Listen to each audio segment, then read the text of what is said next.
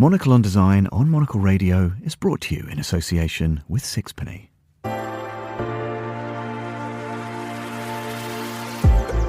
When the world feels overwhelming, find a little comfort amid the chaos. Take a breath and think of Sixpenny.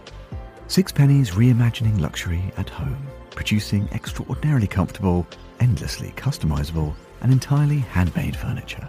Sixpenny believes that no matter the shape, size, or state of your home, it should be the most comfortable, personal, enriching space in your world. Your furniture designed to enrich your life, ensuring every day is time well spent. Visit sixpenny.com/monocle for a browse through Sixpenny's impeccably designed pieces and order yourself a set of free swatches. That's sixpenny.com/monocle. Sixpenny, reimagining luxury at home. Creating architecture or objects for extreme environments and intense activity often sees function prioritised over form. But this doesn't have to be the case. Equipment for exercise and physical exertion can be elegant, and harsh climates can be home to handsome architecture. By embracing the practical and the beautiful, we can make gorgeous objects that can help us stick to routines and beautiful buildings rooted in rugged environments. This is Monocle on Design.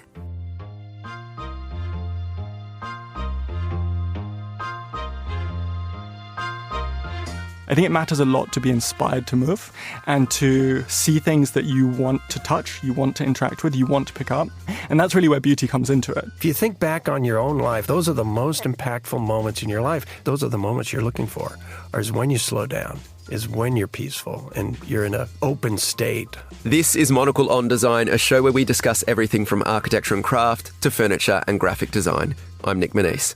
On today's program, rethinking strength and fitness with Altere Studios, getting back to nature with architect Tom Kundig, plus can design thinking help us stick to New Year's resolutions?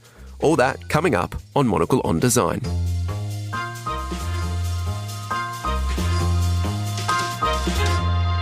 Grace Charlton, Happy New Year. Happy New Year, 2026. Have you got any New Year's resolutions? Well, Let's go straight into it. No, how was your time How off? are you going to improve yourself? Wow. Over the coming months, coming year? In so many different ways. I think my big one is I want to take a more holistic approach to wellness. I'm not looking for to my own wellness. I'm not looking for a singular silver bullet.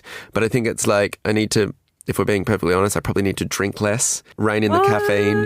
My bigger thing is I've started running recently, which I will tell anyone and everyone about, but I'm doing it in a cool way. I'm not tracking it. It's just sort of organic. Wow, I've walked out the front door. Crazy that I've just started jogging. That's the kind of energy I want to bring. Maybe that's my big one, to kind of stick to a bit of a running routine. I think a big part is we travel a lot. It's an amazing way to see a new place that you haven't been before and, kind of covering a lot of ground. What about you? I think always to be healthier is a good ambition. But my 2026 resolution is no more online shopping. I've mentioned it briefly on the podcast before, but I live in London. There's no reason for me to be ordering stuff online when I could just go and find it in store and test it first. And I guess this is always my thing with New Year's resolutions. How is this going to change you as a person for the better? I think it means I'll spend less time doing returns. That kind of admin when you buy a pair of trousers and they don't fit right. So then you have to find an envelope, post office that's open on a Wednesday afternoon. It's such a waste of time. Do you think it's going to get you out into the city more as well? Is there something nice about that? Yeah, probably. I think hopefully spend less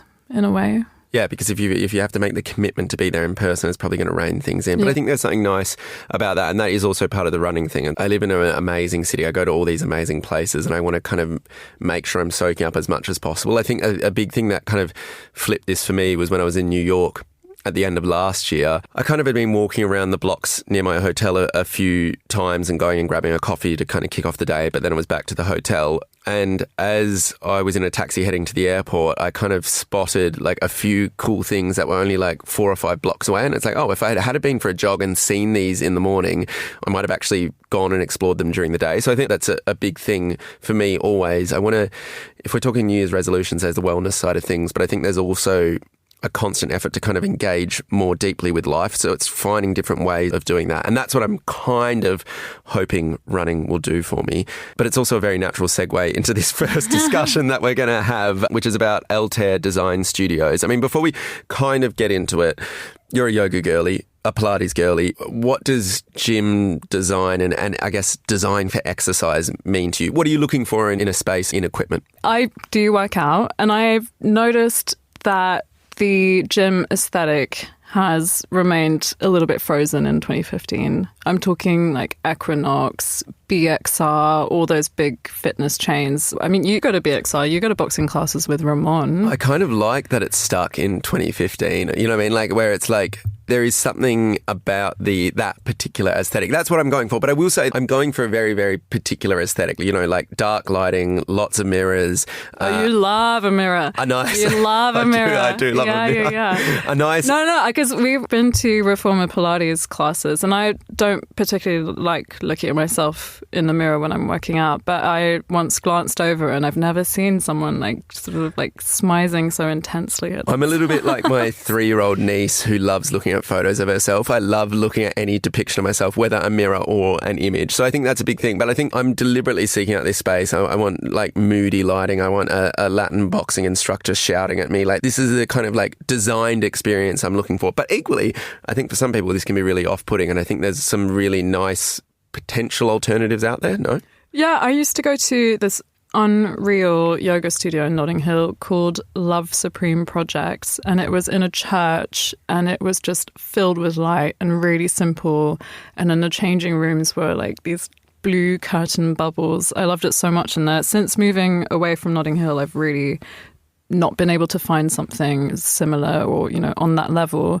I've been going to One Rebel at Angel, which is incredibly tacky, but I kind of love it for that as well. I mean, it's similar to BXR. So then how can these sorts of spaces kind of change your experience? Does it like impact your drive and like how much you're willing to work? Because I think that's it for me. It's like that kind of dark, moody environment kind of drives me, spurs me on a little bit. It's like being in the club. But then equally, I think it's like you don't want to be doing yoga in those sorts of environments. I think you want something ethereal, something that's going to kind of like uplift you. Maybe that's where we're going with this. So tell us a little bit about Altere Design Studios. It's a design studio who focus on wellness items, specifically the kettlebell. It was founded by Toby Liu, his brother Alex Liu, and Alberto Lambert. And they basically decided to start this company to create workout gear that isn't ugly and doesn't smell of steel. You know that dumbbell smell when you pick up a dumbbell and you're like, ugh. They bonded over that and they decided we're going to fix it. What's the idea that if you've got some nice products, you're maybe going to be inspired to ultimately kind of use the equipment more? Yeah, like if you have and they design these consoles as well that come with them. And, you know, it's not something you have in the corner of your room that looks a bit ugly. It's sort of part of it.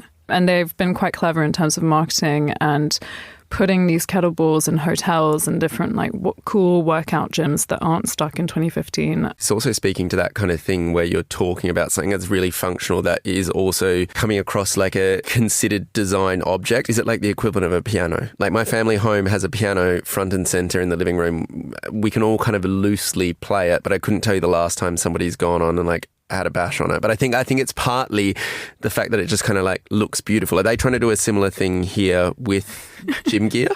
I think they actually want people to use their gym gear. They've designed it to be resistant enough and, you know, it can be dropped. What's really interesting is they've created this aggregate stone mix that they then cast into molds, and they have these like really organic shapes, and they're really comfortable to hold as well. We've had a play with them when they were in the office, and they are really like satisfying to hold on. And are you seeing results? Oh yeah. I mean, it's hard to... It doesn't come across in an audio medium. Let's hear from Alberto Lambert now.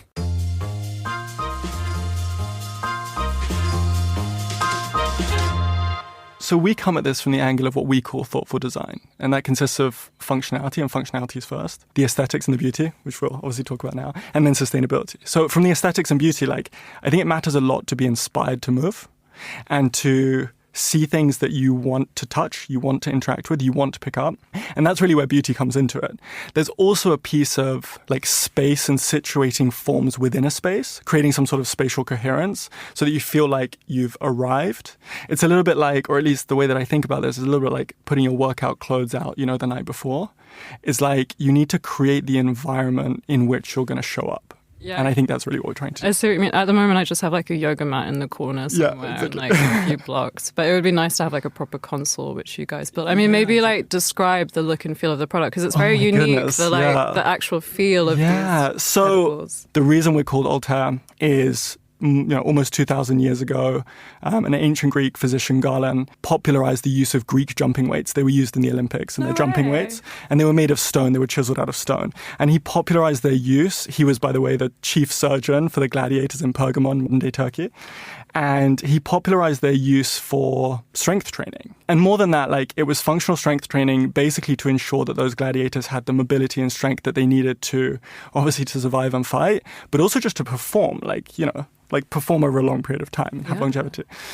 So really that's where the idea came from. That's where the name came from of using stone. The form has come from using stone, having some notion of chiseled stone, being built around the human form. What does it look like? The reality is that the form was built around the human being and the needs of the human being to move as an extension of the human body. And for that reason, it's very contoured. I guess a great way of describing it would be climbing holds. These kind of pinch points. And if you imagine your hands can flow freely around the form, controlling the form and like manipulating the form without you needing to like take your hands off it at all. Like you can just glide around it. Yeah. What is the actual material? Like what's the manufacturing process? Because it's like a powder and then you... Exactly. Yeah. So the best way to describe it is an engineered stone. Why is it not stone? It's because it's cast. Basically, again, having come from that kind of ancient Greek reference, we thought about chiseling stone and realized it wasn't possible. So then we thought, how can we cast stone? And so reality is it's a cementitious composite. It's consisting of aggregate. We actually put some recycled building waste in there as well.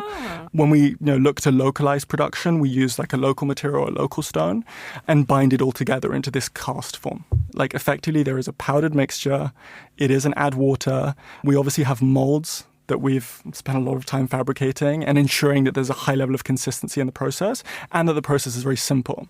There is almost no energy involved in this process. Talking about how men and women have approached our product and interact with our product. So it goes without saying that because of the aesthetics and also because of our concept slow strength, which I would say borrows from Pilates and yoga more than it does traditional pumping strength training, deliberately, immediately we appeal more to women in general. That being said, right now our classes are about 30%, 40% men. And unexpectedly, it is guys in their 30s and 40s who have most likely, and again, I put myself in that camp as well, who have most likely been through that HIIT process. They've probably been very athletic. Either already they are athletic or they have been in the past. They've done Ironman. They're very athletic people and they've built their bodies, but they experience some sort of considerable injury and or they basically realize that they hit a ceiling of some kind, mainly because of mobility. So this is what's so interesting is that like when you get really, really fit and you really prioritize your physical health, mobility always becomes the limiting factor if you don't consider it. So as an example, I can lift and do as many HIIT workouts as I like, but if I'm not spending time stretching, then I can't get the movement, I can't get the functional movement to activate large muscle groups in the way that I need to progress any further. So interestingly, what we found is the movement concept slow strength is increasingly appealing to men who are tired of being injured and having those pumping HIIT workouts.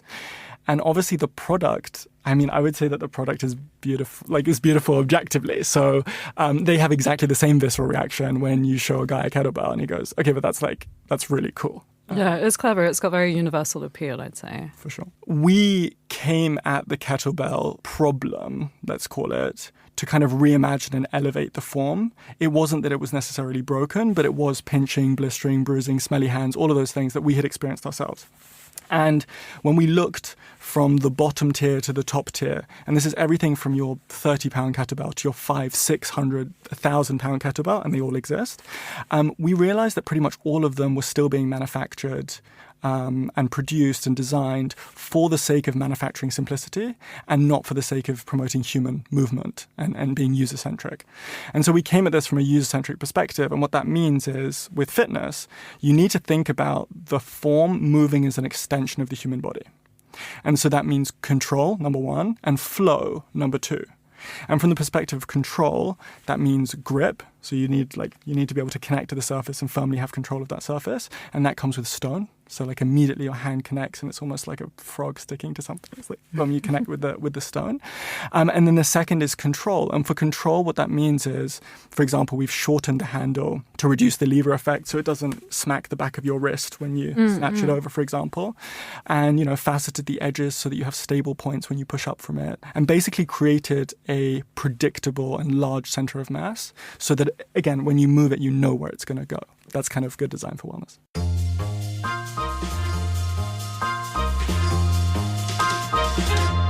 That was Alberto Lambert, CEO and founder of Altere. Nick, do you think that if you had one of these kettlebells, you would work out a little bit more? How's your gains journey going? I'm going to probably be honest. As much as I love this product, it's just not really my speed. I think what the interesting discussion here is that it's really about how a product can hopefully change and influence your behavior. Like, again, this is a New Year's resolution themed episode. If we're talking myself and my own resolution, a thing I've done is I've gone out and bought some nice running shoes. And it's that sort of thing where it's like the joy of wanting to put on this particular, in this case, pair of shoes, or to use this particular item, and how that might actually drive your behaviour. It might be that little thing that, gives you that little push to actually get on with something. I mean, what about you? How does this work for you? I feel a little bit conflicted about the world of wellness and how much it convinces you that you need to buy stuff to achieve it. Like thinking specifically of Goop and Gwyneth Paltrow and I don't know, I know that I'm so likely to buy a gua sha because I hope it depuffs my face and or a red light therapy mask. I feel like wellness is actually a really expensive pursuit, but actually it could just be walking around in the forest and breathing in some fresh air for a change. Sometimes I feel a little bit downhearted about the amount of consumerism that is peddled alongside wellness, which should just be a little bit more accessible than that. I think it's that one thing, and what it's always going to come back to is buying once and buying well. And I think that's...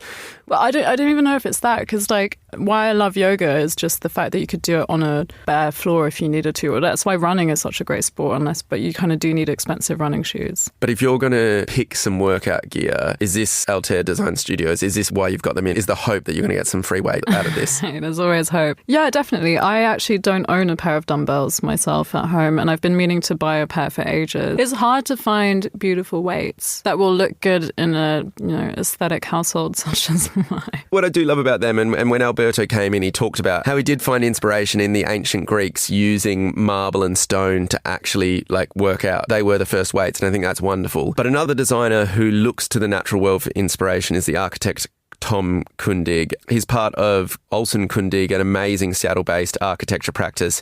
He's just launched a new book called Tom Kundig, Complete Houses. It was in Monocle's winter newspaper, the Alpino. And the reason it was in there is because he makes these structures that really speak to the landscape about them. I mean, you edited the piece. What kind of jumped out to you about Tom's work? He talked a lot about snow and how hard it is to design for snow, and it's a moving element that you need to counter for. Let's hear from Tom Kundig now.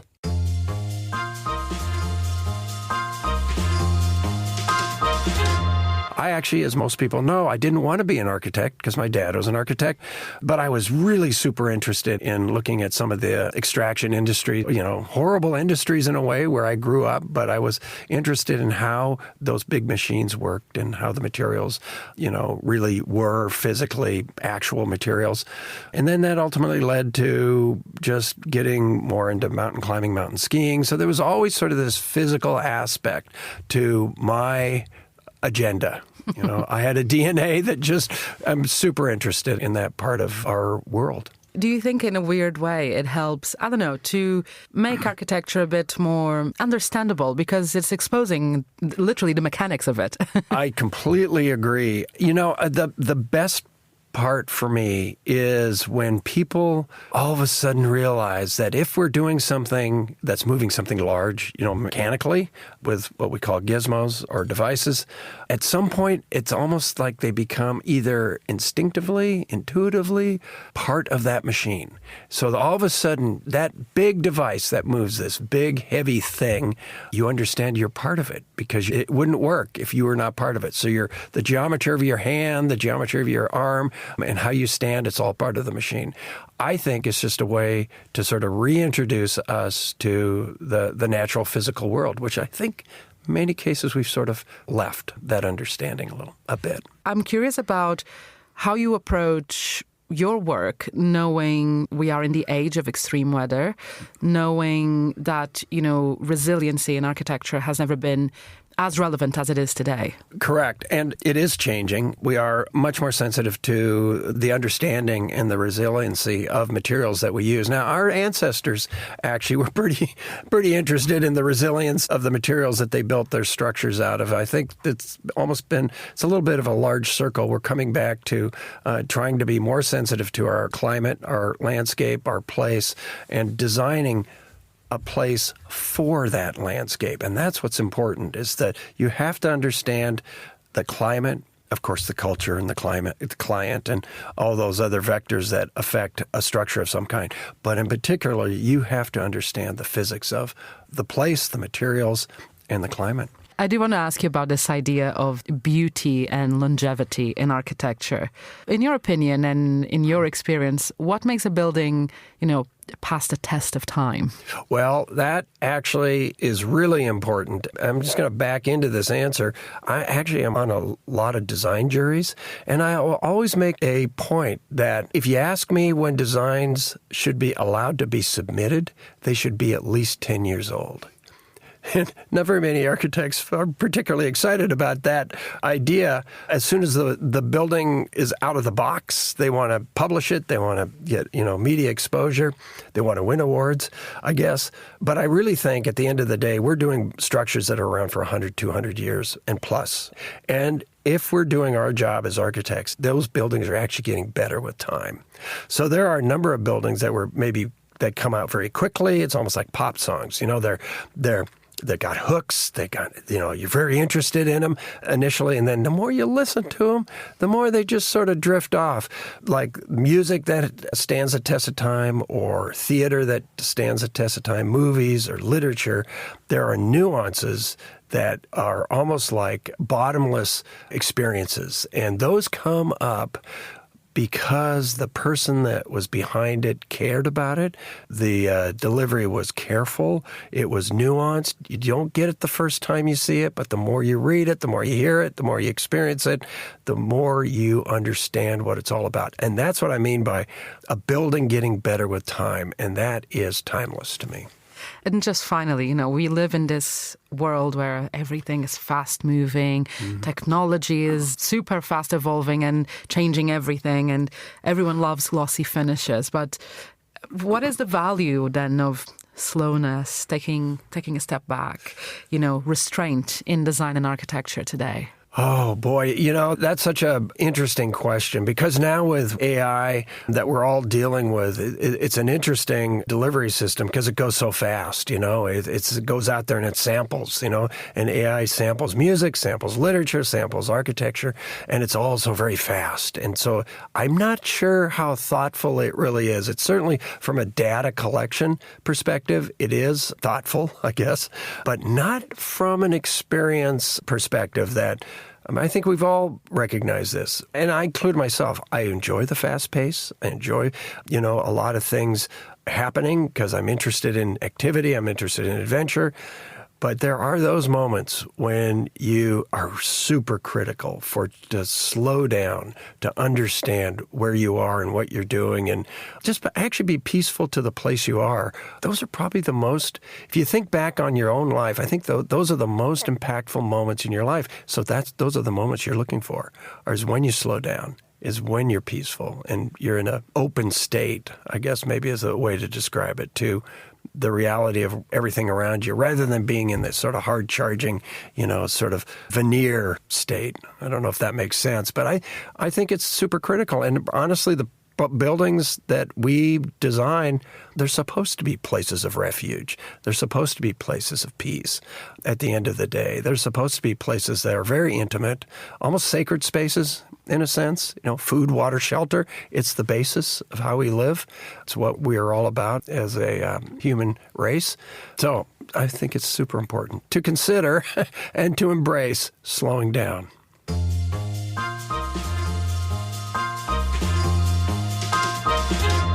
That was Tom Kundig in conversation with Monocle's Carlotta Rebello.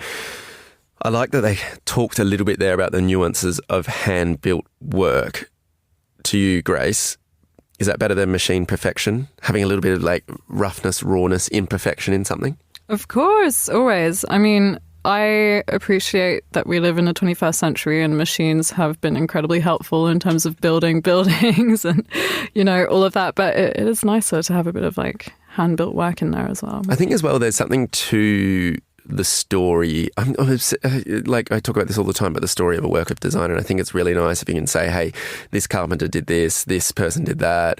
My 6-year-old daughter ripped off all the wallpaper on our family holiday home. These sorts of things. That's a very particular example that you have talked about on this show a lot. But I think there is something about seeing traces of the human hand that's really beautiful.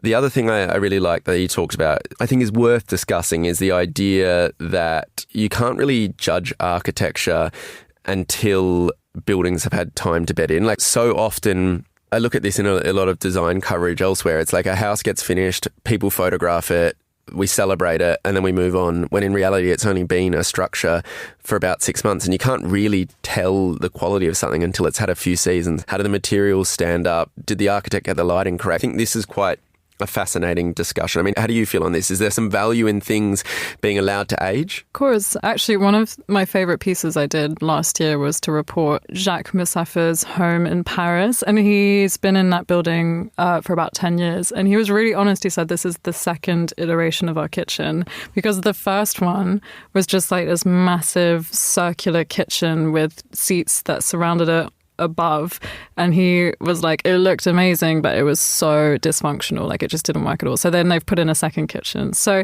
it was, and it's a house that's beautifully lived in. He lives there with his daughters and his wife and his cats. So I agree. I think it's funny when you see in magazines a perfect residence that's just been finished, like it doesn't actually have soul yet. I think that speaks really nicely to the idea that design should be allowed to unfold over time, and as a result probably get better as things unfold over time. I think that can apply to so many different things. I think we can be so quick, and maybe this is just like the New Year's end of year blues, New Year's scaries, I don't know what you want to call them, but it's this idea of, we've got this constant sense of maybe not having done enough, whether that's, climbing the corporate ladder or, exploring the world or seeing all these kind of different things.